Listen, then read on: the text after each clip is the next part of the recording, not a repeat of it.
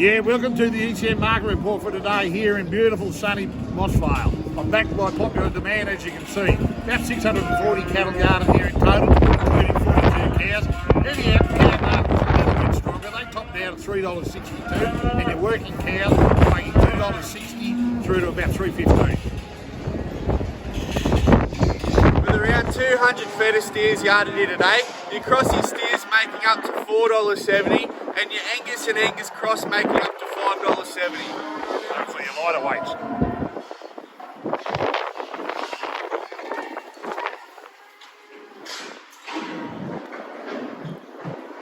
Yeah, with a good run of these feeder type heifers here today, they made from $4.65 to a top of $4.75. Restocker heifers here were firm on last week, making from $4.70 up to $5.90. Restocker market here today, firm on last week. You're around 300 kilos making from $5.40 up to $6.30, and then your lighter ones making up to $6.70.